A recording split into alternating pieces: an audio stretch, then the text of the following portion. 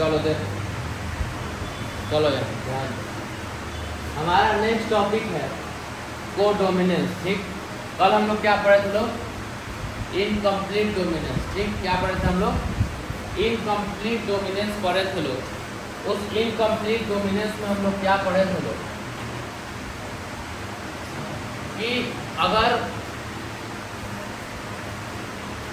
Dominant और recessive वाला gene किसी कैरेक्टर का एक साथ दो ट्रेट है लेकिन फिर भी वो डोमिनेंसी टेक प्लेस नहीं कर रहा है, वो उन दोनों के बीच का एक इंडिविजुअलिटी शो कर रहा है, वो था इनकम्प्लीट डोमिनेंस, जो मेंडल्स के मोनोहैबिट को नहीं मानता है। आज क्या पढ़ना है? कोडोमिनेंस। क्या पढ़ना है?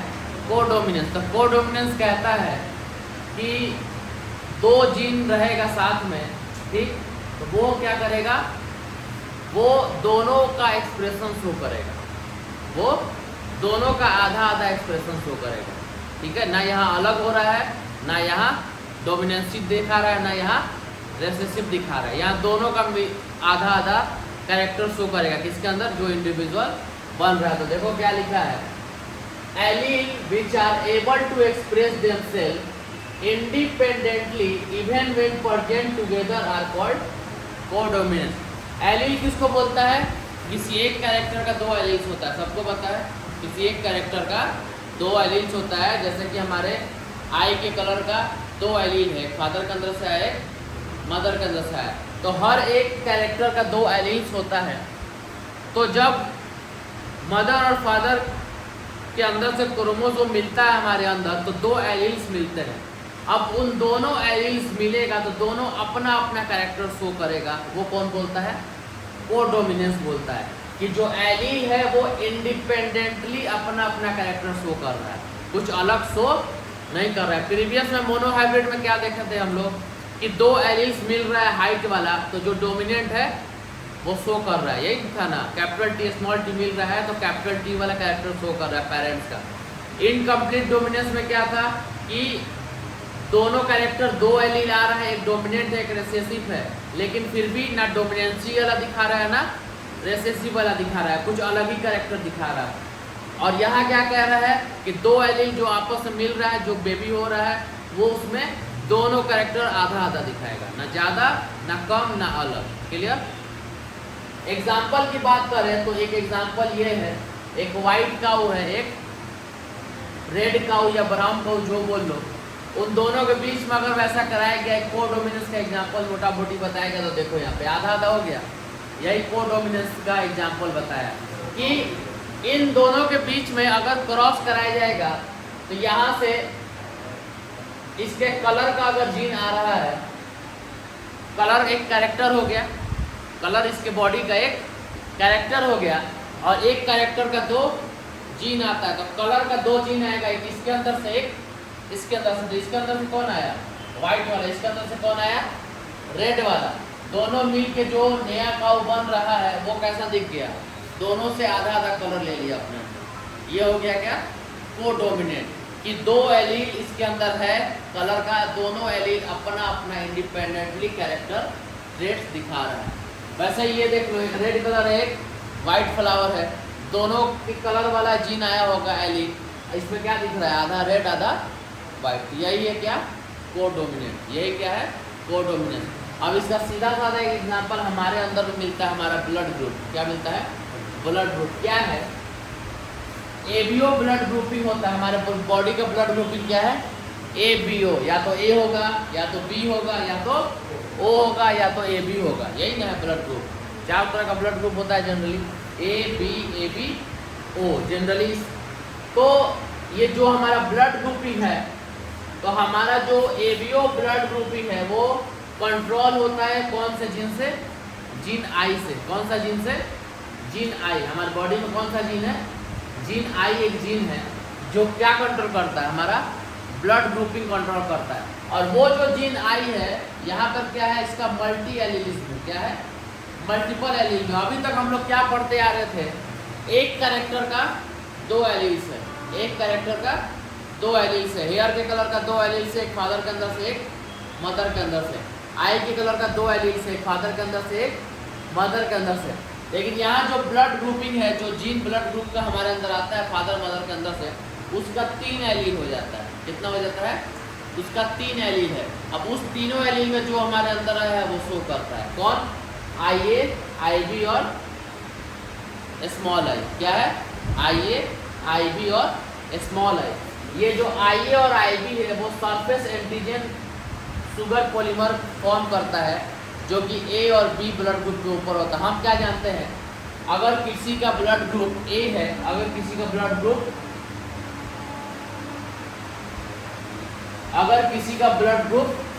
A है तो उसके ऊपर कौन सा एंटीजन रहेगा? A एंटीजन रहेगा। ये बात पता है ना? अगर ब्लड ग्रुपिंग का बात करें तो अगर किसी का ब्लड ग्रुप A है तो उसके RBC के ऊपर कौन सा एंटीजन रहेगा? उसके RBC के ऊपर कौन सा एंटीजन रहेगा? A एंटीजन रहेगा। कौन सा एंटीजन रहेगा? A एंटीजन रहेगा। अगर किसी का ब्लड ग्रुप O है तो उसके ऊपर कोई एंटीजन नहीं रहेगा, उसके ऊपर कोई एंटीजन नहीं रहेगा। ये चीज़ क्लियर हो गई? मतलब कि हमारा ब्लड ग्रुप कैसे डिटरमाइन होता है? हमारे अंदर एंटीजन और एंटीबॉडी उसके हिसाब से है कि नहीं, उसके हिसाब से। ठीक, तो अगर किसी का ब्लड ग्रुप A है तो उसके रेड ब्लड सेल्स के ऊपर, उसके सरफेस के ऊपर कौन सा एंटीजन रहेगा? A एंटीजन रहेगा। अगर किसी का ब्लड ग्रुप B है तो उसके बॉडी के सरफेस पे कौन सा एंटीजन रहेगा? B एंटीजन रहेगा। अगर किसी का ब्लड ग्रुप AB है तो उसके RBC के सरफेस पे कौन सा एंटीजन रहेगा? A और B दोनों रहेगा। अगर किसी का O है तो उसके ऊपर कौन सा रहेगा एंटीजन? कोई एंटीजन नहीं रहेगा, नील रहेगा। हाँ, क्या बोल रहे हो? नेगेटिव पॉजिटिव वो RH फैक्टर होता है। अगर किसी का नेगेटिव ब्लड है तो उसके ऊपर RH एंटीजन नहीं है, और किसी का अगर negative blood group positive blood group है तो उसके बॉडी पे RH एंटीजन है। ठीक, ये 11 में पढ़ना है आप लोग को। अब किसी का ब्लड ग्रुप A है तो उसके अंदर एंटीजन कौन है? A, लेकिन एंटीबॉडी कौन है? B। एंटीबॉडी क्या है? B। तो अपोजिट एंटीबॉडी है। एंटीबॉडी क्या करता है? अपने दुश्मन को मारने का काम करता है एंटीबॉडी। अगर मान लो ब्लड ग्रुप का सेम एंटीबॉडी होता तब तो ये अपने ही ब्लड को मार देता, लेकिन यहाँ पे एंटीजन क्या है? A है। एंटीबॉडी क्या है? B है। तो B वाले A को नहीं मारेगा क्योंकि अलग है। इसलिए अगर बाहर से कोई दूसरा वाला आता है ब्लड हमारे अंदर, इसलिए एक दूसरे का ब्लड नहीं दे सकते हैं जब तक मैच ना हो। तो अगर मान लो B वाले ब्लड से अगर B वाला ब्लड A को चढ़ा देंगे तो क्या होगा? अगर B वाला A को चढ़ाएंगे तो B के पास कौन सा एंटीजन है? B, और A वाले के पास कौन सा एंटीबॉडी है? B वाला एंटीबॉडी तुरंत B वाले के एंटीजन को मार देगा। वो ब्लड चढ़ाएंगे तो सक्सेसफुल नहीं होगा। लेकिन O वाला चढ़ा सकते हैं कि नहीं चढ़ा सकते? चढ़ा सकते हैं। क्यों? क्योंकि एक O के पास कोई एंटीजन है ही नहीं। कोई नेपाल देश, स्वतंत्र देश, किसी ने नहीं लड़ना है। ठीक, तो कोई सिपाही नहीं है इसके पास, हमको दुश्मनी नहीं चाहिए, नील है एंटीजन, तो आराम से जाएगा। B वाला लाख ढूंढ जाए, एंटीजन नहीं मिलेगा। तो इसके पास दोनों एंटीबॉडी होता है, दोनों आर्मी ही होता है। तो आर्मी से आर्मी मिल जाएगा तो और मजबूत हो जाएगा। तो O वाला सबको चढ़ा सके, इसलिए O को क्या बोलता है?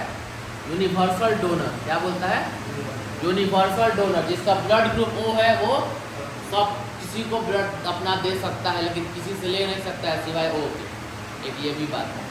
और अगर किसी का ब्लड ग्रुप AB है, किसी का ब्लड ग्रुप AB है तो वो क्या है? Universal recipient. क्या है? यूनिवर्सल रेसिपिएंट भी बोलता है उसको। मतलब वो पूरे यूनिवर्स में वो किसी से ब्लड ले सकता है वुमेन से।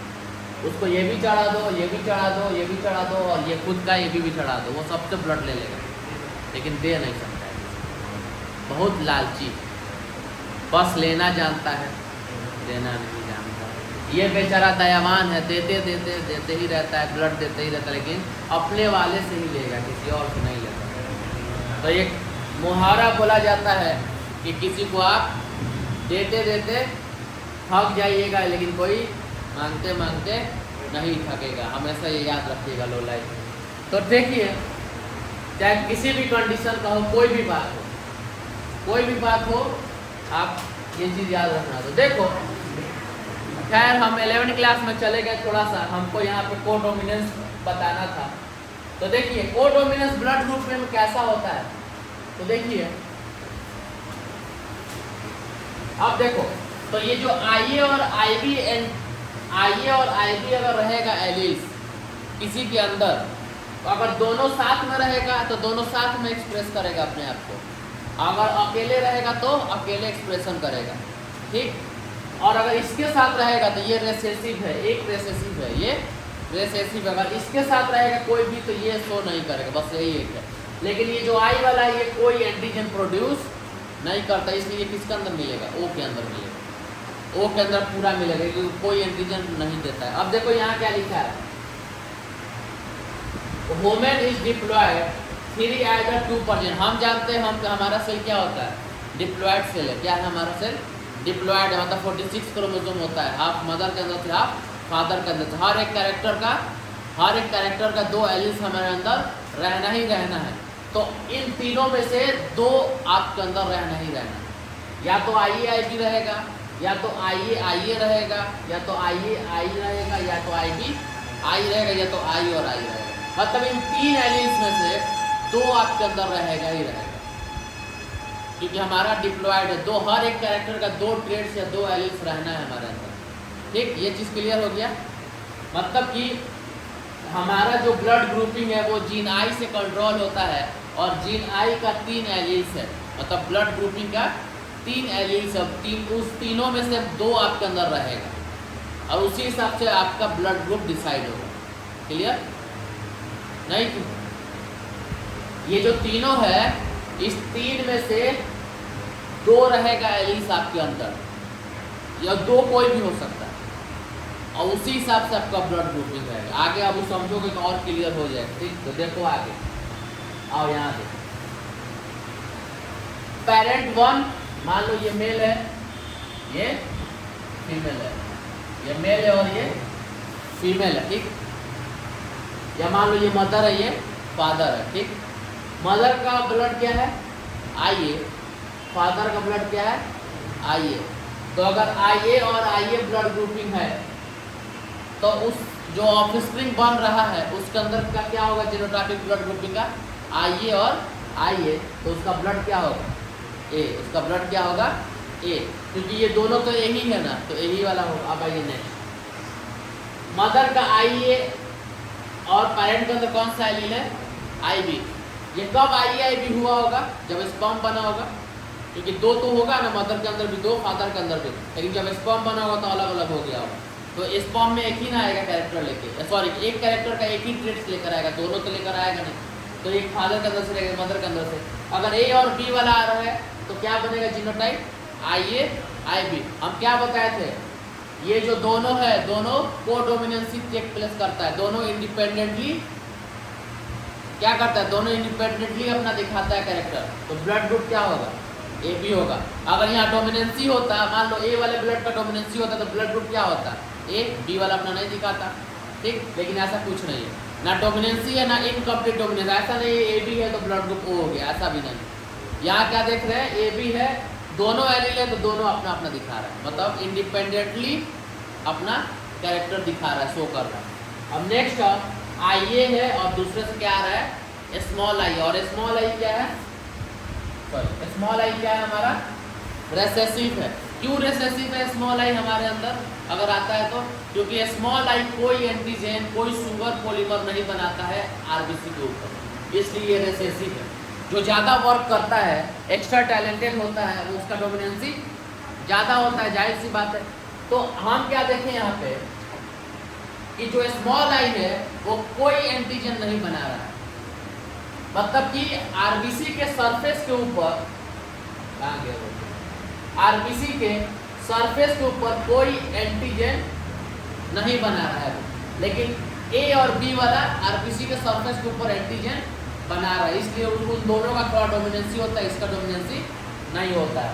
तो IA और I है तो जीनोटाइपिक क्या होगा, IA I, तो क्या होगा ब्लड उसका, ये होगा, क्योंकि ये तो अपना दिखाएगा नहीं एंटीजन, उसके ऊपर इसकी नहीं होगा। IB है तो क्या होगा, B होगा, B है तो B शो करेगा।